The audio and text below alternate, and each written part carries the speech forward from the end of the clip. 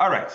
So yesterday we made a seal and we concluded chapter 1 of Mesechet Shabbos, Yitziot HaShabbat, which of course began discussing carrying on Shabbos, how that is permitted or forbidden rather, and the way something might pass from one domain to another domain. And we spent the first chunk of our chapter, of our Mesechta, talking about domains, jurisdictions, Rishus HaYachid, Rishus HaRabim, private domain, public domain, intermediate, Carmelist domain. That is what we spent the bulk of our time discussing. We then went on in the second Mishnah to talk about stuff that is being done on Erev Shabbos, or precautions to be taken on Erev Shabbos to avoid desecrating Shabbos. So professionals carrying the tools, the implements of their profession, should be careful not to be carrying them around right before Shabbos, lest they come to carry it on Shabbos, which led us to other pre-Shabbos precautions and left processes, steps, work that may and may not be done in advance of Shabbos, particularly when those processes are absolutely going to continue into Shabbos.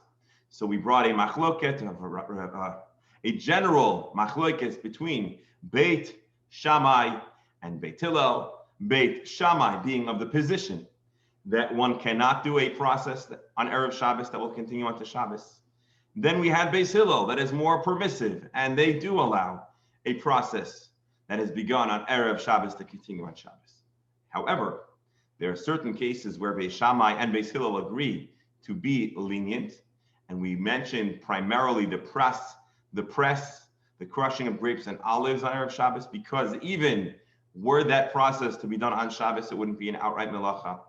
And then we brought a number of scenarios where Beit Shammai and Beit Hillel agree to restrict, to prohibit, and to not allow a process to commence on Erev Shabbos that will continue on Shabbos. Most of those prohibited steps, Beit Shammai and Beit Hillel agree should not be commenced on Erev Shabbos, were processes of roasting, baking, or other things that have to do with cooking, and you have to allow ample time before Shabbos should one wish to engage in a cooking process, or rather a roasting process or a baking process on Erev Shabbos for the purpose of Shabbos. That is the super summary, if you will. I hope I didn't miss any details. I'm a human, I make mistakes, but that's, to the best of my recollection, that would be the general overview of our chapter 1 of Mesechet Shabbos. Of course, the final page, we spoke about burning stuff, what fires are more viable or less viable, and at what extent do we feel like a fire is so utterly aflame that we are no longer concerned that a person may come to inadvertently intervene and interfere on Shabbos, which of course is a problem. To leave one final thought, Shammai and Hillel agree to restrict cooking and baking because of a concern that Beit Hillel has, which is, and not only Beit Hillel, but Beit Hillel is willing to apply, which is a person may inadvertently come to manipulate a not fully finalized fire, a not fully baked loaf of bread, or a not fully roasted piece of meat. And because we're afraid, Shema Yichata B'Gechalim, we're afraid that you may come to stir or manipulate the fire, we therefore, Beit Shammai and Beit Hillel agree to restrict that process. That was all the past. But we can't only live in the past, we need to live in the present, look forward to the future, which is of course why today we are embarking on a new Mishnah, a new chapter, a new Perek of Shabbos, Perek B'meh Madlikin, with which materials may we light the Shabbos candles. Just to point out before we begin, I know we read the Mishnah yesterday, but we're going to start again. Many Jews, good Jews that we have on this year, may have a custom to read the Mishnah of B'meh Madlikin on Friday night. If I'm not mistaken, and again, this is not my nusach, I have to confess, I'm proud of my nusach, but it isn't my nusach. But many Jews, good Jews for many, many years, read b'mem adlikin between Kabbalat Shabbat and Ma'ariv Arvit on Friday night. If I'm not mistaken, this I'll tell you for certain.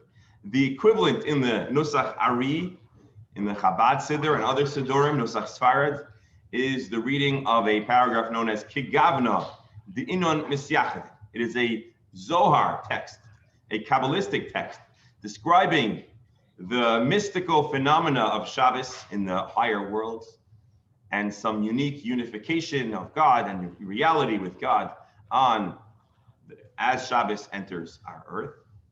Many Jews, I'd say a majority of Jews perhaps, read the Mamatlikin, which is the paragraph that describes the permitted and prohibited fuel and wick material for Shabbos candles or for lighting a fire on Erev Shabbos for Shabbos. The reason for this reading, if I'm not mistaken, there are a few different reasons why people read it, but the primary reason is that in ancient times, and this is brought in the Shulchan Aruch, there's a concern that the shuls were not in the yishuv, they were out in the field, out of the city limits or out of where people lived. And there was a concern that someone might arrive a little late to shul and they won't catch up for davening and they'll be abandoned, they'll be left alone. And then they'll have to walk themselves in an abandoned area where there are all different kinds of hazards. And so there are multiple efforts done to prolong the Friday night service to allow those individuals an opportunity to arrive home. That's also the reason why we read the paragraph after the Amidah, Vaychulu, and then we read it's called Me'ein Shalosh, which we talked about in Maseches Brachos. That too was to provide ample opportunity for the latecomers to have caught up and to go home with everybody else and not to be alone. So this reading is actually an expression of concern, compassion, empathy for people that are maybe even, how dare you come late to shul, but it doesn't matter. We're concerned for the well-being of those people that didn't arrive on time. It's possible that this reading is also to allow people to be ready to daven along with the minyan. If you come a few minutes late and you're still catching up, Kabbalat Shabbat or Mincha, we give a little buffer time to allow people to be ready for Arvit. There's another reason, of course, which is being that on Friday afternoon with sundown, we light Shabbos candles. It's a highly appropriate text to study at the time where the candles are being lit. Maybe one can make the case that while typically if there is a marriage, there's a couple or a woman at home, the women typically light the Shabbos candles. And so maybe this is the men's way of being part of that process by reading the halacha of the Shabbos candle. So this is all just an introduction for your information to bring to your attention about this Mishnah. Baruch atah Adonai Eloheinu melech haolam she'akol nihya b'dvar. Why do we light candles? So perhaps we'll talk some more later. But the idea of candles on Shabbos, particularly Shabbos candles, are for a very beautiful and important reason, which is, the Shulchan Aruch mentions this, that in a place of darkness, people trip, people stumble, and people could feel crabby, cranky. When there's light, people feel at ease. Dr. Hammer described yesterday about a fireplace bringing a lot of warmth and comfort. With light and fire, especially at a time where we don't take light for granted like today, a candle would have been a very reassuring, calming element. There's a reason why a candlelight dinner today is synonymous with a romance, and it's that harmony, relaxation, and brightness, light that comes from the candle that is meant to be introduced to Shabbos. So there is a positive element. It brings tranquility, peace, wholesomeness, comfort.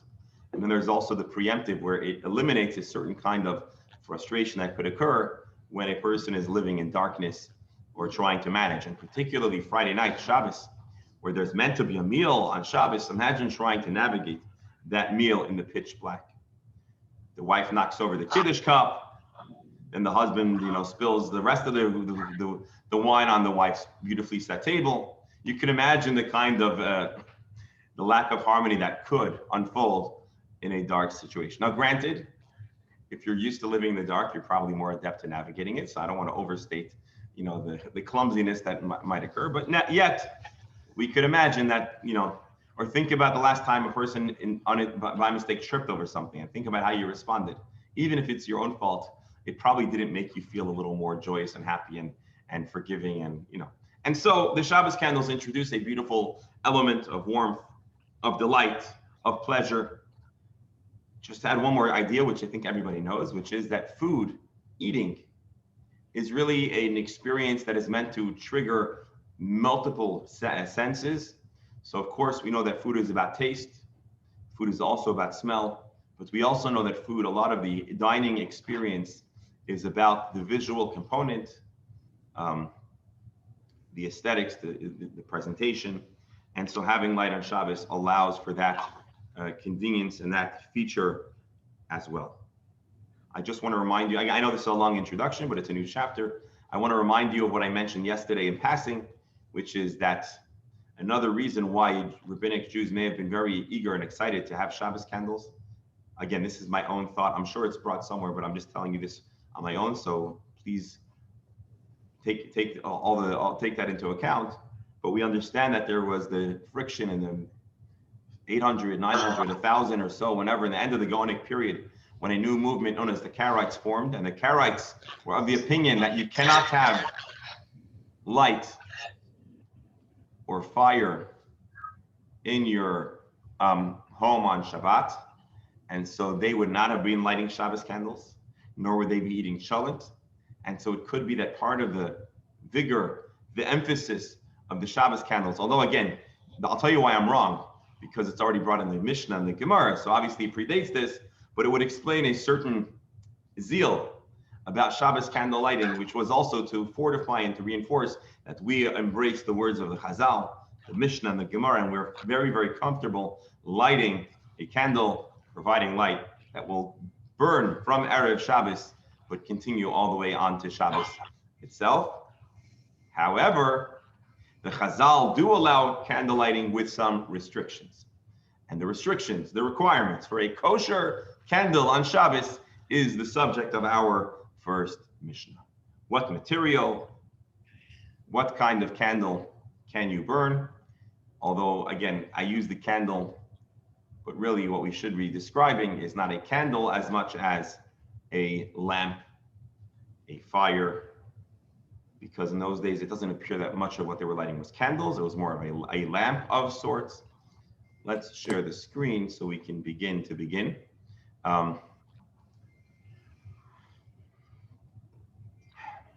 Just want to point out, we should bear in mind, I know, long introduction here.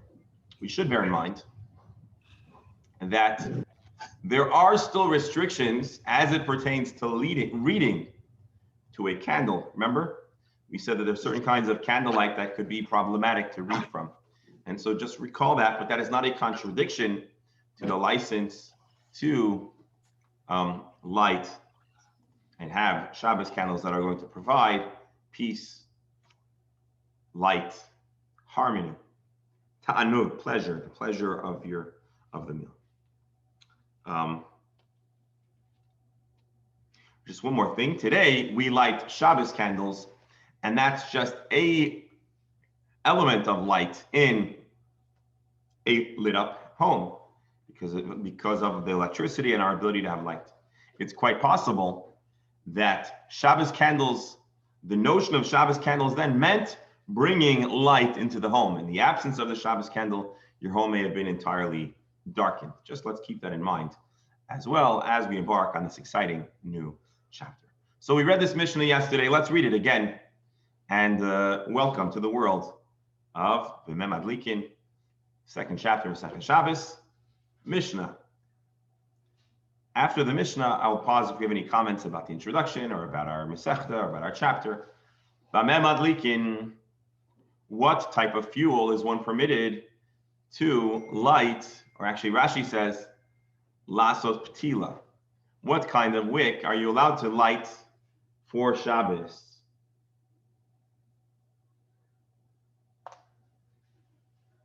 A madlikin, one is not permitted to light. I got to just add one more thing. You know, in Judaism, there's different types of lists. On occasion, we list all of the permitted, and sometimes we list all of the prohibited. And the item that comes to mind in the biblical style, of course, is that when it comes to kosher, right, we list all the prohibited type of birds, right? And the remainder are kosher. When it comes to unkosher animals as well, we list all of the prohibited. No, I'm sorry, we don't list the prohibited. We list the complicated, the confusing. And so, so suffice it to say that it is not unheard of, following a biblical model, to list those that are prohibited. Now, in the context of kosher birds, why do we list the unkosher birds? Because the majority of birds are biblically acceptable. Today, the fact that we don't eat, the fact that we don't eat most birds is because of a more recent complication, which is that we want to have absolute certainty about the kosher status of our birds. And so we want to have an unbroken or relatively unbroken chain of tradition that it is kosher. But ostensibly, the purpose is to essentially expand the things that are permissible. I don't know if that's the case in our Mishnah, because in those days, I don't think they had a lot of kinds of fuel. And it looks like many of those fuels are going to be prohibited. But anyways, just some thoughts. That's not absolute. Particularly, we have with us the professor. And if you have any thoughts, I always enjoy when you add some insight or correction or qualification. So I want to just keep that invitation open and on the table. So, all right. What are the permissible and what are the prohibited fuels? And we just go straight into ein. Ein madlikin. You cannot light. Lo belechesh. Not lechesh. What is lechesh? Interesting enough, Rabbi Steinsaltz in his translation here, we'll just scroll down a moment. He gives translations, but he makes sure to keep the Hebrew word in here because there is always going to be some discussion about the identity of those items. So let me read over here. We're going to read in the Hebrew and I'll read for you the English. I have the convenience. Unfortunately, the way it's aligned with the introduction, you can't read the translation simultaneously. So we'll scroll back and forth. Ein madlikin loy belechesh. You're not allowed to use lechesh, which is called cedar blast. I know what cedar is. What's cedar bast? What is anyone? All right, this is probably a question for a dictionary. So let's just do this real fast. We'll search Google. Cedar bast. Oh, here we go. The inner bark layer just below the outer bark. It is often referred to as phloem or bast. In many trees, it's a strong, stringy-like layer of fibers that can be peeled away and used as cordage. Essentially, you can turn it into I imagine cordage and wick are not that different. And here we can see it's the fibers that can be twisted into a wick. I'm glad we asked. So you shouldn't use that cedar fiber. And nor may one use uncombed flax. Flax that has not been combed. As we know, flax, which is typically turned into fiber, into thread or material that can make clothing of linen, but it goes through a rigorous process. And so part of the process after applying a certain degree of heat is to comb it out and to extract and to make it into the fibery nature. Again, I don't have advanced knowledge of this, but that's what I understand. So you cannot light uncombed flax, which hasn't been properly, the fibers haven't been properly pulled apart. Let's see, Rabbi Steinsaltz, nor with uncombed flax. Just make sure we get it right. Chosen. Veloy bekolach, nor may one use kolach. Go straight back to Rabbi Steinsaltz. That is raw silk. Anyone have experience processing silk? What does raw silk look like versus spun silk?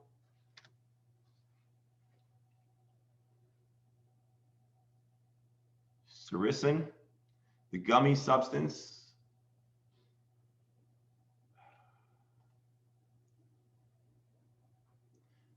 Silk containing sericin is called, or how do you pronounce it? It's called raw silk. The gummy substance affording protection during processing is usually retained until the yarn or fabric stage and is removed by boiling the silk in soap or water leaving it soft and luscious with weight reduced as much as 30%. So I don't know exactly, but raw silk means it hasn't been properly processed to remove this gummy substance that is on silk. And so apparently, in addition to not being great as clothing, it is also not super flammable, apparently, or less. Or maybe it doesn't smell right because of the gummy stuff. So it's probably less flammable, right? Either less flammable, or maybe it gives off a bad odor. Right. I know a lot of. But I think the issue of odor is more with the fuel. Here we're talking about wicks, but I may be wrong. I think the primary concern here is that the wick's not going to be a super flammable. It's not going to hold the fire well. And we're concerned about a flickering or unpure light, as well as a light that might compel us to unintentionally desecrate Shabbos. All right, so anyways, let's go back. Lechesh, we said, was the fiber of the cedar tree. Chayson, we said, was unspun, uncombed flax. Kalach, we said, is silk that has not fully been processed. It still has a gummy substance. We're calling it raw silk. Nor with psilas idan, which is willow bast. We're talking about, I guess, that same substance, but from a willow tree, psilas idan, and that too, I suppose, is not great for fire. V'loy b'psilas hamidbar, nor may one light a candle erev Shabbos, to be providing light on Shabbos from psilas hamidbar, desert weed. Desert weed. Anyone know what desert weed is? As we confirmed yesterday, it probably is not a form of cannabis. With the juice, okay, we'll stop there. Desert weed. Okay, it's a type of plant that can't be used for a wick for Shabbos candles. Nor may one make a wick out of moss and light that on Shabbos. Green moss on the surface of water. I don't know much about green moss as a wick, but I could imagine it's not the best material to light a fire with. Not just because the Mishnah mentions it, I think we probably could have come up with this on our own as well. Rashi points out that it is at this point that we transition from talking about materials that are prohibited or discouraged for wicks, and we're now going to transition to talk about fuel. Let's just see Rashi. Psilo, we're not talking about wicks. These would all be substitutes for oil. Again, in those days, the default fuel was oil. All the substances we're going to discuss now would be replacements or substitution for oil. Everything from the point of zefes, they are lists of prohibited fuel. Let's continue to use Rabbi Steinsaltz's translation. Zefes, not with pitch. It's interesting you says wax, but we use wax today. Pitch is not wax. No, the next one is wax. Right. Well, we're gonna. I mentioned it yesterday in passing, but I want to get an exact. Pitch is what we use, like it's like a tar or cement of sort, or tar. Pitch resin. Pitch resin is a, I don't know how to read this, someone here does. Natural or manufactured stuff derived from petroleum coal tar plants. It can be called tar, asphalt. So anyways, we get what it is. It's a thick, flammable, but unpleasant material. What is pitch used for? It was traditionally used to caulk the seams of wood in sailing vessels to waterproof it. Actually, we talk about this in two places. We talk about it by the Teva of Noah, where it was used, and we talk about how Moshe's basket did not have pitch on the inside because it would have caused it to be unpleasant. Zephes. So we have this pitch tar, which is this waterproof substance that cannot be used as fuel. V'lo b'shaiva, nor may one use wax. Mark asks the $1 million question. Don't most people that we know today light their Shabbos candles with wax candles? How is that acceptable if we have an explicit Mishnah prohibiting it? So not to give it all away now, but here's what I understand. Two possible answers that are brought in our tradition, in the Rishonim. Either that this Shava was an ancient, very impure wax, and therefore it didn't burn seamlessly. There was a lot of impurities inside of it. Or it was a different substance altogether.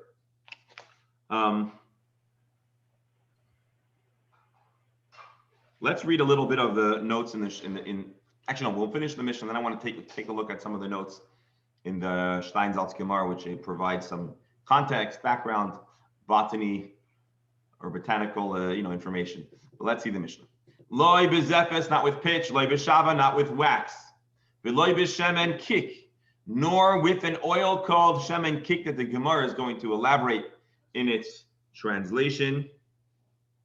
Rabbi Steinsaltz translates it, however, as castor oil. And we mentioned yesterday when we were reading this in passing that I think castor oil is renowned for its unpleasant smell. I've heard of it in the context of midwives used to use that to try to induce labor. I think it causes a severe triggering of the digestive tract. We call it peristalsis. It can be strongly triggered by in taking in castor oil, and it's not advisable to my knowledge. If anyone here knows differently, I welcome that information. V'loi b'shemen sreifa, nor with burnt oil. Have you ever seen burnt oil? I think if you ever tried putting it in the wrong kind of pan, let it cook too much, you can have a burnt, you can see burnt oil. V'loi ba'alya, nor with the fat of the tail of a sheep. V'loi b'chelev, nor with fats that were processed into tallow into a burning material of sorts. All of these substances cannot be used as fuel for Shabbos. That's the forbidden fat. Chelev in the context of the animals in the temple or kosher means forbidden fat. It literally means fat. But fat in the context of fuel for Shabbos is processed, or maybe tallow is just let's do this again. Google's been helping us today. What do we call it? Tallow. Okay. Tallow is a hard fatty substance made from rendered animal fat. It's used in making candles and soap. So chelev here doesn't mean the fats, it means the way they're processed to become this fuel or whatever. Nachum Hamadai Omer. Nachum Hamadai says, Madlikin b'chelev mevushal. You are permitted to use a certain type of chelev that has been melted and therefore more flammable. Or easy to light because it's melted. The sages say no. Whether it's been melted, cooked, heated up or not, you may not light with it. That, my dear friends, is our first Mishnah. Before we have any comments, let me just go through the notes over here. Combed flax. No, I'm sorry. That is for the Gemara.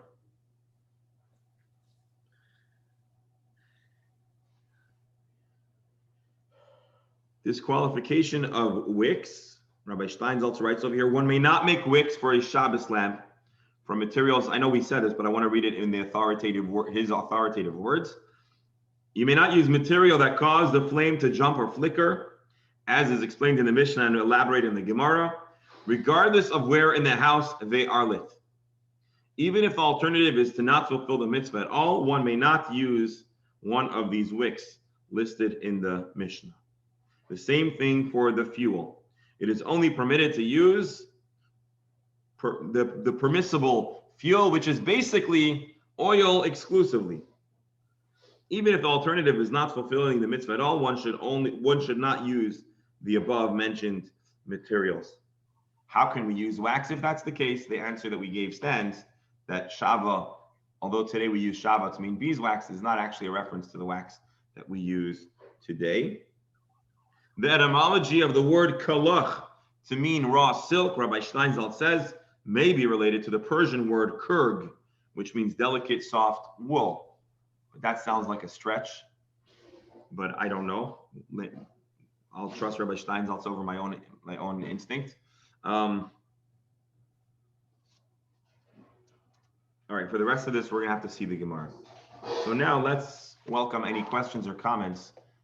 Remember, many of your questions or comments may be addressed in the Gemara, but still, I'd love to hear any thoughts of our opening mission of our new chapter of Gemara. You've been all muted, so please unmute yourself for any comments or questions. No pressure. Up. All right, so then give me a moment, and then we'll go into the Gemara.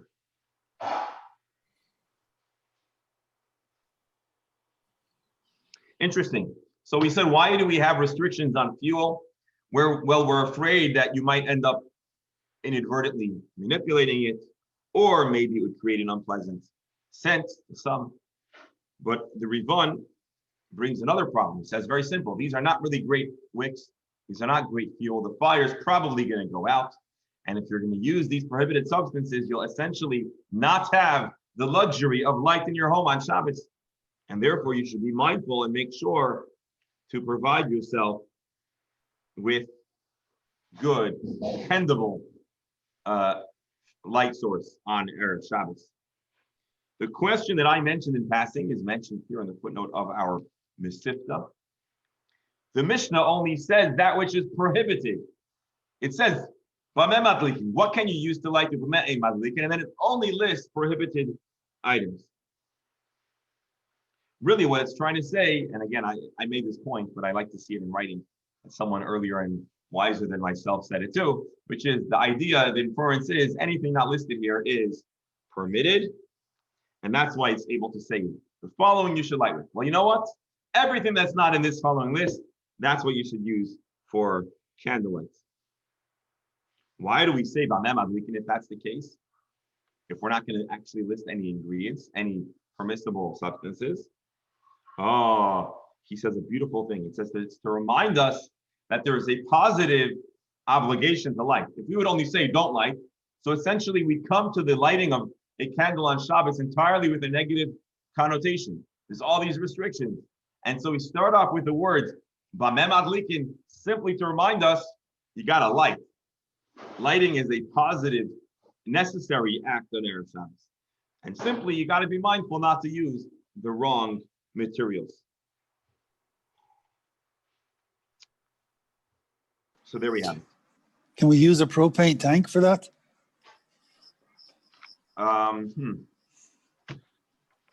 How would you use a propane tank as a Shabbos candle?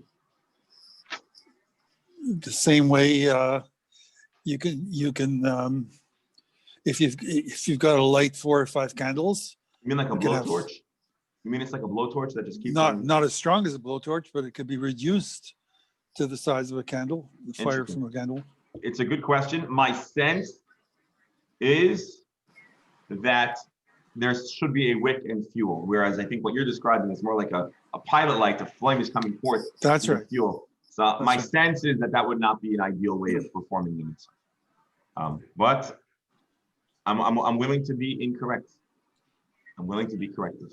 My sense is that that's not used, but maybe assuming that none of these items are propane, does propane give off a smell? No. No smell? Good question. Ask Dr. Hammer to add that to his list of follow-ups. Okay. Yashir Kayim. Number 65. 160. 92 and a half. All right. Alan, anything else for us before we jump into the Gemara? No, just that castor oil is a very potent for diarrhea. It'll really give you diarrhea. It'll get the system running. Yeah. It sure will. So not under average circumstances, one should abstain. Would you say from consuming castor oil? Well, they give it to kids, but you've got to give it in very small amounts. Okay. I think once upon a time it was used to help trigger labor. Well, if it causes peristalsis, it might, sure. All righty, let's jump into our Gemara. So the Gemara is now going to embark in a process attempting to define the items enumerated in our Mishnah. So in a sense, some of this may already be familiar because we provided the translation that Rabbi Steinberg provided. Maybe on occasion it'll differ. So let's approach this Gemara with an open mind and an understanding that if you lived in Babylonia and you read a text in Hebrew, you needed to define things just like us in America. We read a text in Hebrew, we would also need to provide a translation. So the Gemara provides us with an insight into that conversation. Lechesh, our Mishnah mentions one of the prohibited items, to make a wick as lechesh. Lechesh, we already translated as a cedar book, but let's see how the Gemara gives that same translation. Lechesh, shocha or socha de arza, branch of the cedar tree. So Gemara says, hold on. Shocha de arza, a branch of a tree, eitz ba'almahu. It is simply tree, wood. What's the big deal? Rashi, upshita dilo chazi lipsila. Obviously, wood doesn't function as a wick. Wood functions as a medura, as a bonfire. So it needn't be listed. So the Gemara says, you're right. What we're talking about with lechesh is be'am ronisa the ispa. The wool, like amar, by the way, in Aramaic is wool. So be'am ronisa the ispa, we're talking about the woolly stuff that's under or in a cedar tree. Rashi, Armanisa, he says, hey, trees don't have wool. So he says, kimin semer, there's something that looks like wool. Yesh bein klipasai le'etzai, that exists between the bark and the actual wood of the tree. So this woolly-like substance, although it looks just like cotton and wool and something that you might use for a wick, we are being told not to use it for that function. So this is item number one in our mission. I need to pause now. I know I give a long introduction, and I didn't say what we needed to say, which is the dedications of today's learning. Today's learning, and I have to add something, so I need you to give me 30 seconds. Today's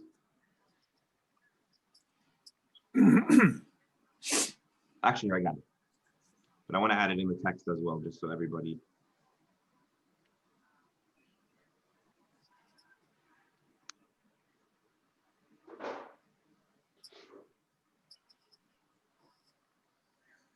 Bear with me.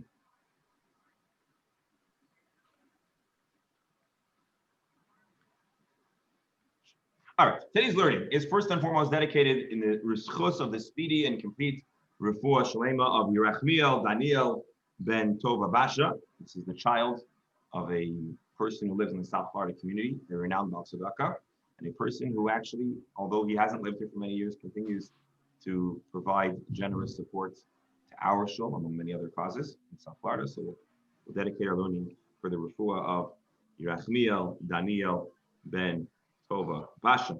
We'll also mention this week's learning has been dedicated for the 100th birthday of Rose Weiss, and the month is dedicated for the recent passing in the memory of Chaya Leah Bas Binyamin Aleha Hashalom. And so Hashem should send all the blessings that Am Yisrael needs for healing and happiness and good news. And this young man's procedure, his surgery should be effective and he should be restored to complete healing and health. This is today's dedication. Doctor? Just to piggyback on that, Hashem is granting the healing directly to Israel. According to reports, Israel has the largest percentage per capita of people who have received the vaccine and will in a month have vaccinated 25% of the population, more than any other country. Incredible. Incredible. Wow. Baruch Hashem. So we should only have news of health and healing and all good news. And importantly, people should have the gift of being able to move past the coronavirus so that they can have all of the mental health healing that is also necessary and not always being properly addressed.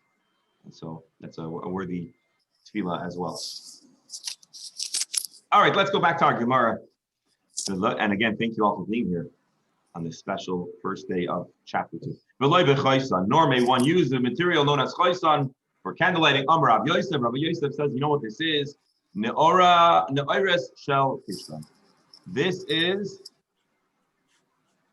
the toe, the thin shaft that falls off the stalk of combed flax. Ne'ores shel kishlan seems like the garbage, the undesirable element of flax. Amalei Abaye challenges Rabbi Yosef and says, Vaksiv, v'hoya hechason l'ne'ores. The verse says that chason will become like ne'ores. If something becomes like something else, then it is not a synonym. It is not the very same item, right? If we wish a single person, they should become a married person. Well, then a single person is not a married person. It should become. So if we're saying that choson will become the ores, well, then choson is not ne'ores. We can infer from here that choson is not ne'ores. Amar Abaye says, kitana v'doyik v'loy nafetz. We're talking about flax that's been crushed, but not yet combed. Rabbi Steinsaltz is gracious. The threads in the stalk are still covered by a shell, and therefore do not burn well. And when they are combed, the combing of flax apparently isn't simply to straighten or organize, but it is actually a process of removing the husk, the shell, the cover of the flax, the fibers, and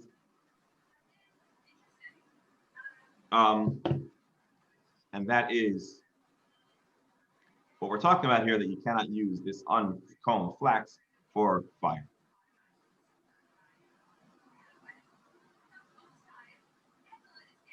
Let's see, Rashi explains what's wrong with uncombed flax. The kivan doing nafetz, being that it is not combed, ein shemen nimshach acher, of the oil doesn't travel well up the fiber. Nafetz karpi, the pearl, ben oiris ben adak shebay v'hachigamon. Pishlan achazak yafet ben oiris klemer hagibor yiyeh chalosh. Okay, so Rashi is describing the verse, he's describing the process and how the oil doesn't travel up this uncombed fiber, and therefore it's not going to be a good, viable, powerful, solid fire. Third item in the Mishnah, nor may you use kalach. What do we say kalach was? Silk, right? Amar Shmuel. Shmuel said as follows. This is a very interesting comment. She'altinu lichol nichose yama. I surveyed all the sea people, all the people who travel at sea. It's a strong statement. I asked everybody. I asked Shalfield. V'amri kulcha shmei, and they all told me that kalach today would be referred to as kulcha. And what is kulcha? Rabbi Yitzchak bar Zeira Amar gushkira. This is the cocoon of silk worm. Let's just read this text in Rabbi Steinsaltz's language here. The Mishnah says you can't, like Kalach Shmuel said, I asked all seafarers, and he said to me, unprocessed silk, I guess, again. Unprocessed silk. It's not again, we read it in the Mishnah, and now we're experiencing the thought process in its original form. Something very interesting that I heard a while ago, I was listening to a shir on Shabbos, and I think it was in this context. Shmuel was famous for being a real powerhouse of an individual. He was a Rosh Yeshiva, and he was very well connected in the government with the king of Persia, which was, well, he lived in Babylonia, but the king of Persia ruled over Babylonia then. And he had many responsibilities. And yet, on top of everything that was going on in his life, he was so passionate about understanding the word of the Mishnah that it seems like he made a significant effort to ask all the sailors. Now, I don't know what sailors were like in those days, but if we have them, typically sailors are not portrayed as like the peers of Shmuel, and yet he's spending all this time to talk to them to figure out what the Mishnah is talking about. So Gushkara, according to Rabbi Steinsaltz, is the cocoon of silkwork. Let's see if Rashi says anything differently. Soiles shel meshi. This is, I think Rashi is saying something different. This is the low grade, discarded part of the silk. Ha'asoi kikovim. Vihu beis tatolat. V'korim lo kulal. V'noisim moisi v'tavo. V'oisim en abeged. V'asor las is menopsilo. It's a certain part of the silk process, a lower grade silk, Rashi says, which is also processed, and they make clothing out of it, but it's not quite silk, and you can't use it as a wick because it doesn't fully absorb and hold on to the flame, and therefore it cannot be used. What is gushkara? So Rashi says the word gushkara actually means garbage, low grade, al shem soilis. This word gushkara generally means, according to Rashi, on low end, not quality stuff.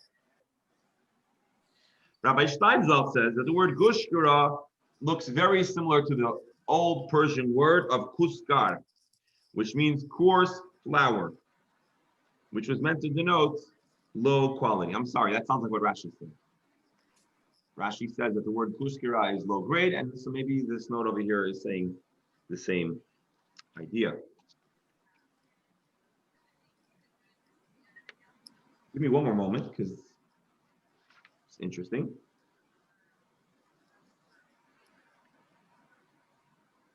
Kuskira.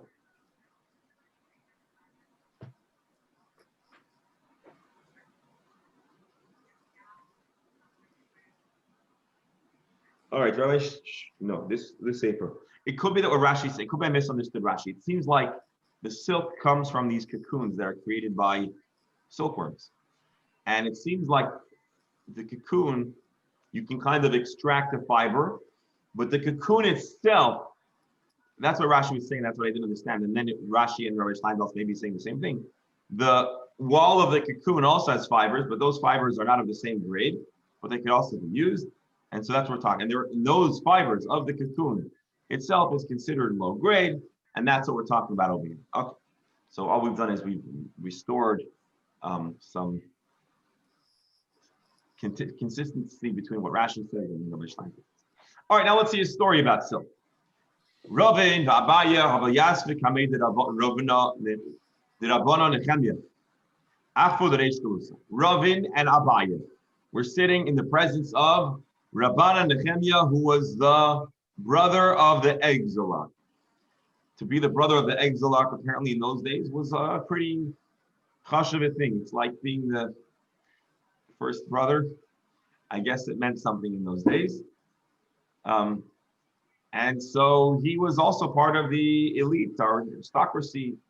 And I think in general, it was a family thing. So if you're the brother of the Resh Galusa, you probably were also the son of the previous Resh Galusa. So Chazia de have lovish mitachsa. They saw he was wearing a garment known as mitachsa, a garment made of klach, of silk, or this low grade silk. Amar le Rabin Abaya. Rabin whispers Abaya. You see the clothing he's wearing? Hainu klach detznan. That's the klach that our Mishnah mentioned. Amar le. Abaya says, you know what? Anan. Shira Pardina Karinali. Abaya says in a more modern language, you want to know the updated word for that klach? It's called Shira Pardina. You can imagine the two rabbis whispering, they're sitting in front of this big officer, prestigious guy, and they're looking at his clothing, and these are rabbis. So what are they thinking about? They're thinking about, that's the material the Mishnah was telling us about, which is also a very interesting story to imagine. And we don't have any comment if this Rabbi Nechemia enjoyed the fact that they were talking about his clothing, and especially what are they pointing out? That his garment is of a lower grade than high-end silk. So, but anyways, that's the story. A story about a discussion about the klach of our Mishnah. Hang on one second.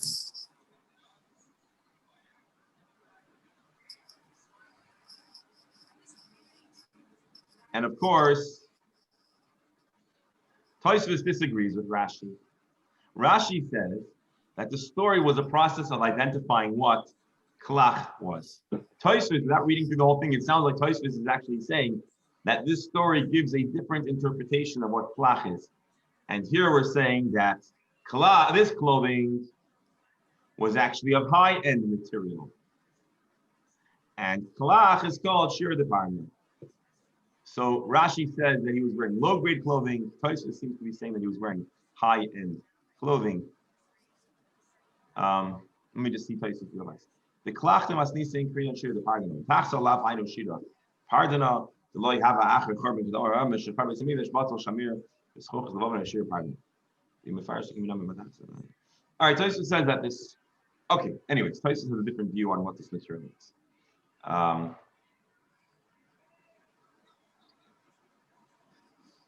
And the Rashba disagrees with Tosfos, or maybe Tosfos says this later on. I just didn't get it. No, Rashba just brings the same idea. All right. 3 more lines, and then we're done for the day of our new text. Meisvei, the Gemara has an objection, a question. Hashiroim v'akolach v'hasrikin chayav mitzitzis. We have a text that says like this: Shira'in, kolach, and srikin. I guess 3 different kinds of silk garments are chayav to wear tzitzis. Tiyuf to the Rav. This is a disproof to Rav. Why? Because Ravin is the one who says that kolach is metachsa. Oh, let me see.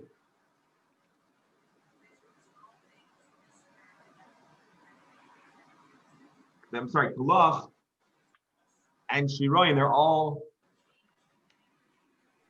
different kinds of silk. And if so, shiroim, silk, and kolach are different kinds of silk, whereas Ravin says that they were synonymous. Oh, okay, yeah, Ravin says kolach and shiron are the same. Okay, so the Gemara says, Tiyufta, it's obviously this proof because then kolach cannot be synonymous with these other items. But the Gemara says we can answer Shira l'chud, the Shira pardana l'chud. Maybe Shira pardana is a different kind of garment. Or rather, I'm sorry, maybe Shira the pardana is klach, and Shira is another item. Anyways, an attempt to define what this garment, this material is in the Mishnah. Let's read over Steinmetz here. The Gemara raises an objection: the Shirayim and the kalach and the sirikin are different kinds of silk and tzitzis. Apparently, shirayim and kalach are different kinds of silk, and this seems pretty solid to disprove Rabin's comment that kalach is shira. The Gemara says actually we could say that maybe kalach and shira pardon are the same, and shira is another thing. Again, it's hard for us to really appreciate the whole conversation because we're parsing different definitions of a word in a foreign language. Suffice it to say, the Gemara is highly interested in figuring out what this kalach is. What we do know is that kalach was a silk-related material that is less flammable, and that's what our Mishnah is telling us. Just to give a real fast recap of today's discussion, today's Gemara today's Mishnah rather, we read through a Mishnah which brought a whole list of prohibited materials to use as wicks, and then prohibited materials to use as fuel. The fuel, of course, would all be different replacements for oil. That was the Mishnah. We commented on the Mishnah, why it starts with the words Bameh madlikin, Ubameh ein madlikin, what are permitted and what are prohibited materials, if we only list prohibited materials. And so we explained that inferred is that all materials not listed in the Mishnah are permitted for lighting. And the other answer we gave, which I like, is to infer that there is a positive need, a responsibility, a chiyuv, to light candles and not simply a permission granted, if you will. We then went through the process of our Gemara, defining each of these Hebrew words and translating it to a corresponding Aramaic word, which of course we then need to translate to a corresponding English word, which makes it fun for those that like languages and a little monotonous for those that don't. But we're making our way through this process, and soon comes the good stuff. So don't go anywhere. Well, you can go somewhere now, but we're going to meet up tomorrow, Mitzvah Hashem. Doctor, go ahead. I'm missing something in terms of the tzitzis. right, so, It suggests that a material needs tzitzis. all right, Yeah, so I'm missing. all right, so let me recap. Let me take another minute to give the recap from the beginning of the Gemara, and then I'll explain try to answer your question. Thank you. So the Gemara wants to know what lechesh is. We said it's cedar. The cedar is not a wick, so we said it's talking about the woolly substance of the cedar. Then when it came to choisan, which we said means uncombed flax, we went through the process to determine that choisan is not the garbage of the flax; it means the uncombed flax. Then we went to kolach, which is silk, and that was the final part of our discussion today. We first have the fact that Shmuel was surveying all the seafarers to find out what kolach is, and he finds out that it is this low-grade silk. We then brought a story of Ravin and Abaya who were observing a garment being worn by some macher, and they commented that was this kolach, this lower-grade silk material. And Ravin commented that we call kolach in our modern language shira pardana. Again, kolach is Hebrew. Shira pardana actually sounds like a Persian Aramaic word. Shira means garment, a silk garment. Pardana is a specific kind of garment. The Gemara has now a text from elsewhere talking about the fact that silk clothing is obligated to have tzitzis on it if it is a four-cornered garment. Right. That's the text. That a garment made of silk needs to have tzitzis. The text is being introduced, however, to show how the Mishnah itemizes and differentiates between shira, silk garment, and kolach, which is another kind of silk garment, which is a problem for Ravin, who says shira and kolach are synonymous. They're synonyms. If they are the same thing, then they wouldn't be itemized separately. So the Gemara says either Ravin is wrong and kolach is not shira, because otherwise they wouldn't be listed separately. Or alternatively, shira is one kind of garment and shira pardana is another kind of garment. And so shira pardana and kolach could be identical. And yet, when we're listing different kinds of silk items, it wouldn't be wrong to list shira and kolach next to each other because they're not synonymous. It would be as if we would write shira'im and shira pardana and siddur.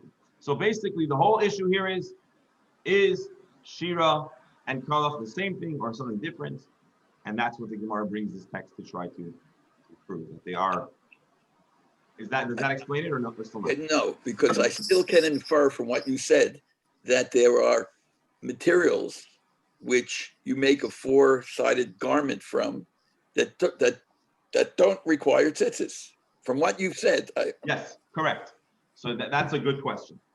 It is indeed the case, although this is not the primary location of this conversation. But let's look at Rashi because I think he answers the question. Chayavim b'tzitzis, you knew where tzitzis. Rashi knew 1,000 years ago that there's going to come a time in 2020, the final days of 2020, and Jews are going to be discussing this, and we're going to be bothered by this. And even if the rabbi thinks it's not a good question, Rashi thinks it is a good question. So let's see Rashi.